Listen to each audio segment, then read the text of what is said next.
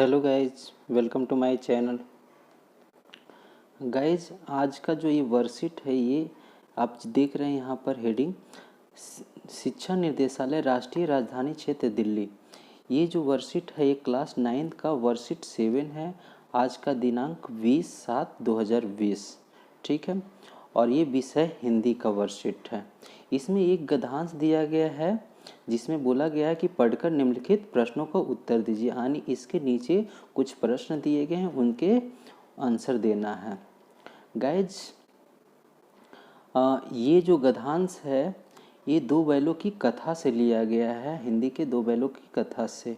Guys, अगर जो इस तरह का वीडियो आपको चाहिए यानी किसी भी सब्जेक्ट का, तो आप हमारे चैनल को सब्सक्राइब कर लीजिए और साथ साथ में बेल आइकन भी दबा लीजिए, जिससे आप तक वीडियो आसानी से पहुंच सके। चलिए अब बात करते हैं गद्यांश का। इसमें दिया गया है, झूरी प्रातः काल सोकर उठा तो देखा कि दोनों बैल चरनी पर खड़े हैं। यहाँ पर चरनी का मतलब जो है, जहाँ पर बैल बांधे जाते हैं उस स्थान को चरनी बोले जाते हैं। उसके बाद पढ़ते हैं, दोनों की गर्दनों में आधा आधा गराव। यहाँ पर देखिए, गराव गराव का मतलब है जो उनके गलों में रस्सी बांधे जाते हैं उसको गराव बोलते हैं।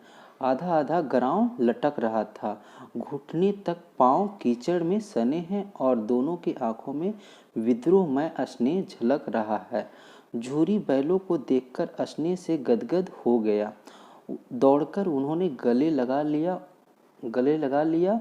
प्रेमालिंगन और चुंबन का वह दृश्य बड़ा ही मनोहर था।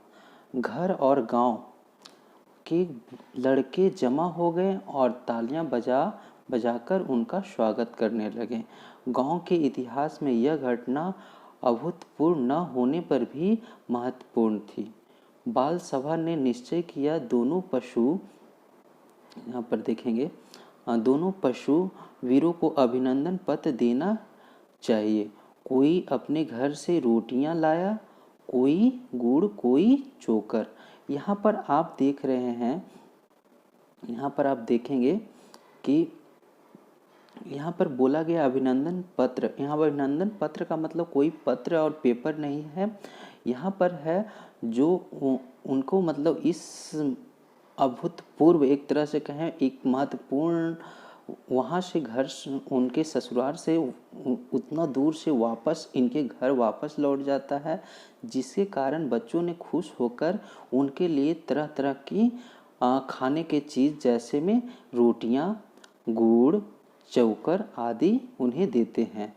इसी को अभिनंदन पत्र कहा गया है बुक में। चलिए अब प्रश्न करते हैं। प्रश्न में यहाँ देखेंगे कि प्रश्न में प्रातः काल सोकर उठने के बाद झूरी ने क्या देखा। तो आप चलिए अब आंसर करते हैं। झूरी ने प्रातः काल सोकर उठा तो अपने दोनों बैलों को हीरा और मोती को चरनी में खड़ा पाया। आप देख रहे होंगे, ऊपर स्क्रीन पे आ गया होगा। चलिए अब दूसरा क्वेश्चन करते हैं। यहाँ पर आप देख रहे हैं, दूसरा क्वेश्चन में लिखा हुआ है, बैलों की वीरता का अभिनंदन पत्र देने का निश्चय किसने किया। आपके स्क्रीन पे ऊपर में आ गया होगा उत्तर। बैलों की वीरता को देखते हुए बाल सभा ने दोनों पशु वीरों को अभिनंदन पत्र देने का निश्चय किया। चलिए अब तीसरे क्वेश्चंस करते हैं। तीसरा क्वेश्चन में दिया गया है, किसकी आंखों में विद्रोहमय स्नेह झलक रहा था। चलिए इसका आंसर देखते हैं, स्क्रीन पे आपके होंगे। झूरी को देखते ही दोनों बैलों हीरा और मोती की आंखों में विद्रोहमय स्नेह झलक रहा था।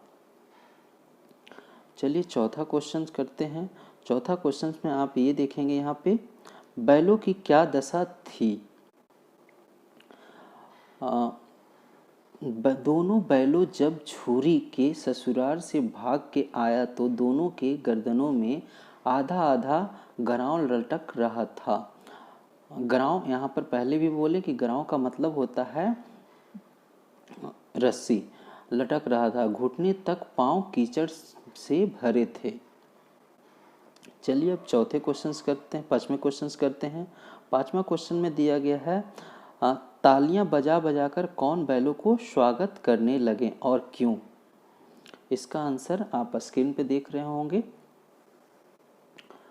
घर और गांव के लड़के ने जमा होकर तालियां बजा बजाकर उन दोनों बैलों का स्वागत करने लगे, क्योंकि यह घटना गांव के इतिहास में अभूतपूर्व न होने पर भी महत्वपूर्ण थी। चलिए छठे क्वेश्चंस कंप्लीट करते हैं। इस वर्ष की सीट का लास्ट क्वेश्चन यहाँ पर देखें, क्वेश्चन दिया हुआ है, झूरी बैलों को देखकर स्नेह से गदगद हो गया। यहाँ पर गदगद जो दिया गया है, गदगद हो गया, उसी के बारे में बोला गया। रेखांकित मुहावरे का अर्थ बताइए।